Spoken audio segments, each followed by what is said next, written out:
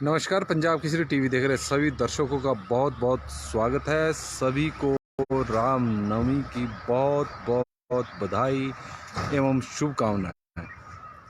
आज का दिन सभी का शुभ हो, भगवान से हमारी यही कामना है। और इस वक्त हम सोलन से मौसम की अपडेट को लेकर हर रोज़ की तरह आपके साथ लाइव जुड़े हुए हैं।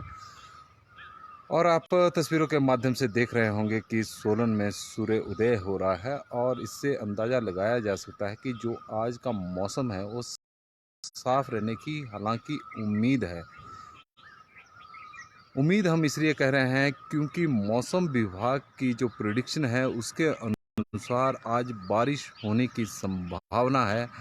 येलो अलर्ट मौसम विभाग की ओर से जारी किया गया था। हालांकि पिछले कल भी बारिश की संभावना व्यक्त की गई थी, लेकिन जो मौसम है हालांकि बीच बीच में बादल छाए रहे, लेकिन बारिश के नाम पर ऐसी कोई बारिश नहीं हुई है। जिस तरह का अलर्ट हिमाचल प्रदेश में जारी किया गया था, कुछ क्षेत्रों में हो सकता है कि बारिश हुई हो, लेकिन कल मौसम पूरी तरह से वैसे शुष्क रहा। लेकिन आज अभी धूप खिली है, लेकिन धूप वैसी तेज़ नहीं है जैसी होती थी, क्योंकि अभी थोड़ी धुंध भी दिखाई दे रही है। और सोलन का जो मौसम इस वक्त ऐसा लग रहा है कि आज बारिश होने की संभावना बिल्कुल भी नहीं है।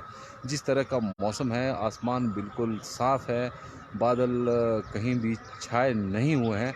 लेकिन मौसम विभाग का अनुमान है कि हिमाचल प्रदेश के कई क्षेत्रों में आज भी बारिश व हिमपात हो सकता है।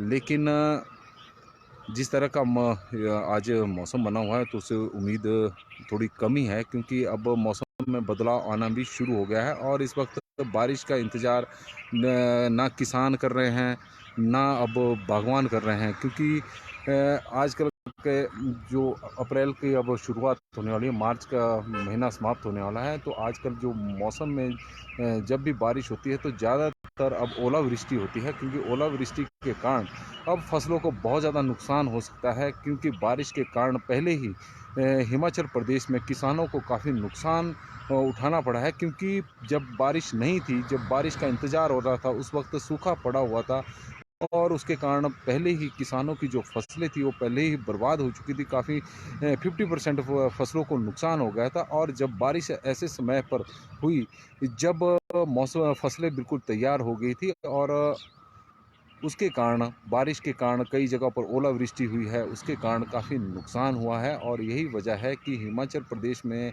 या हम मटर की फसल की ही बात करें, तो मटर की फसल में एक सबसे बड़ा अंतर अब सब्जी मंडियों में देखने को मिल रहा है कि करसोग के मटर के दाम 56 रुपये प्रति किलो है, और सोलन और सिरमौर के जो मटर है उसके दाम अब 30 से 50 रुपये प्रति किलो हो गए हैं।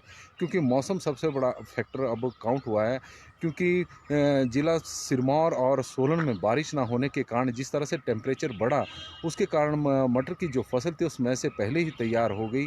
करसोग का टेम्परेचर सोलन और सिरमौर की तुलना में थोड़ा कम होगा, वहाँ की फसल में थोड़ा समय लगा, और आजकल वहाँ की फसल तैयार हुई है। और इस वक्त मटर के दामों में काफ़ी चढ़ाव देखने को मिला है, और उनके जो मटर है वो 55 रुपये से 56 रुपये प्रति किलो के हिसाब से बिक रहे हैं, जबकि सोलन और सिरमौर का मटर 30 से 50 रुपये प्रति किलो के बीच में बिक रहा है। मौसम तो इसमें सबसे बड़ा फैक्टर रहा है, और यही वजह है कि अब जो बारिशें हैं, बारिशों का अब जो भी हिमाचल प्रदेश में अब जब भी बारिश होगी अप्रैल के महीने में या मार्च के अब एक आधे दिन में, तो उसके कारण अब किसानों को काफ़ी नुकसान उठाना पड़ सकता है। मैदानी क्षेत्रों में फसल बिल्कुल तैयार हो चुकी है, और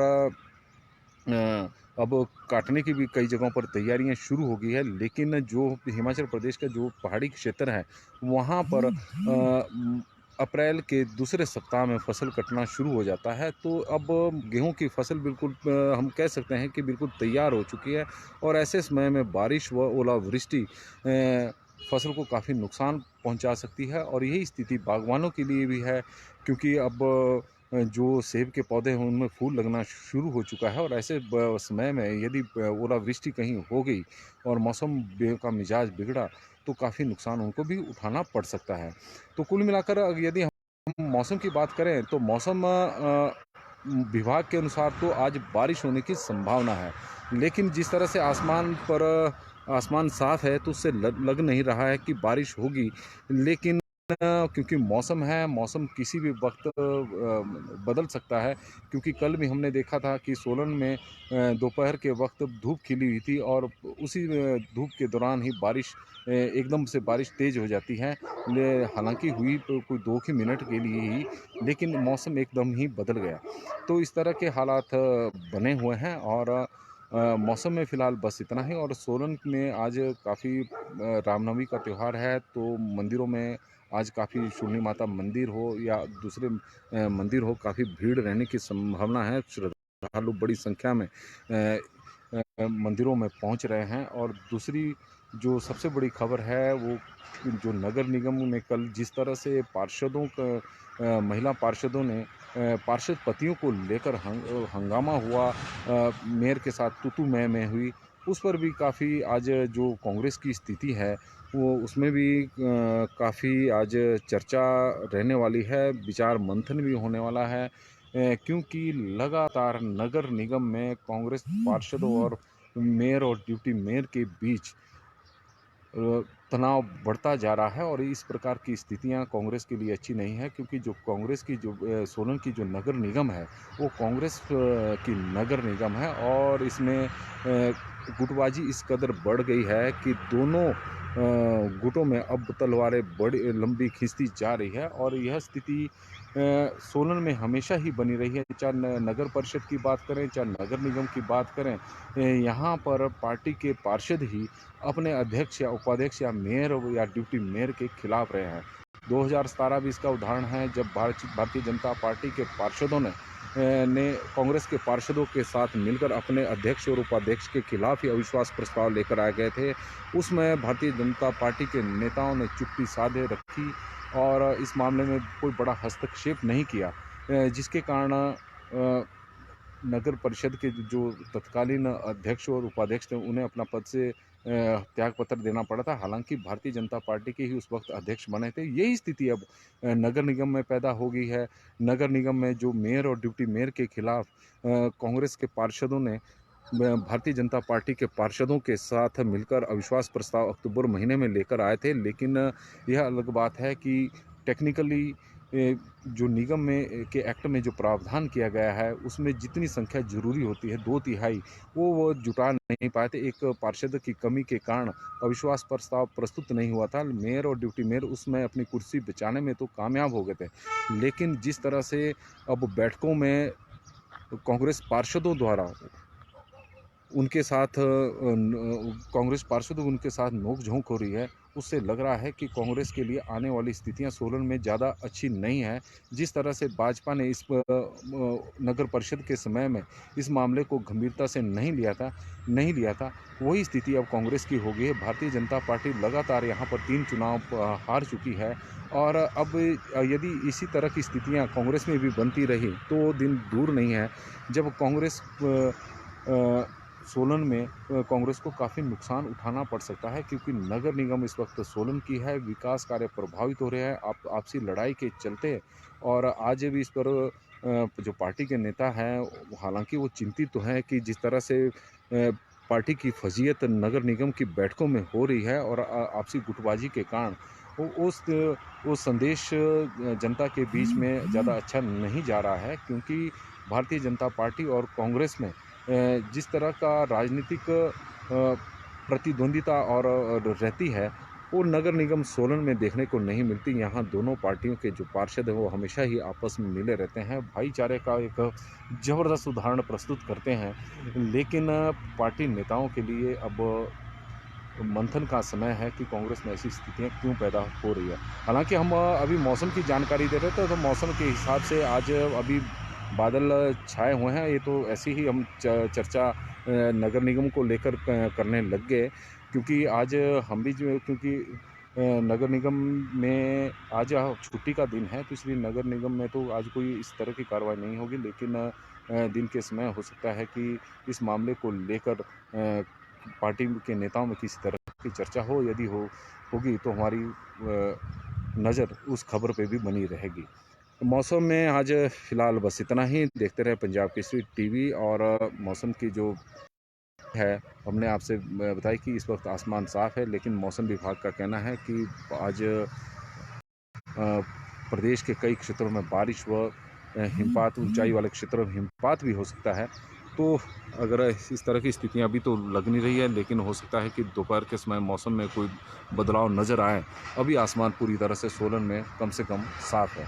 और आप देख रहे हैं कि चंबा घाट का क्षेत्र है, यहाँ पर फ्लाईओवर का भी निर्माण कार्य चला हुआ है। फ्लाईओवर भी, इसकी भी बड़ी इंटरेस्टिंग कहानी है। देश में जब कोरोना शुरू हुआ था और लॉकडाउन लगा था, तो उस समय इस फ्लाईओवर के निर्माण का कार्य शुरू हुआ था। तो मैं वर्ष 2020 के 20 में, और फ्लाईओवर बनते बनते अब 3 वर्ष हो चुके हैं, लेकिन अभी तक फ्लाईओवर बनने का नाम नहीं ले रहा है। और आप इससे अंदाज़ा लगा सकते हैं कि फोर लेन निर्माता कंपनी और जो NHAI हैं, कितनी गंभीरता के साथ, कितनी तत्परता के साथ फ्लाईओवर और फोर लेन का निर्माण कार्य कर रहे हैं।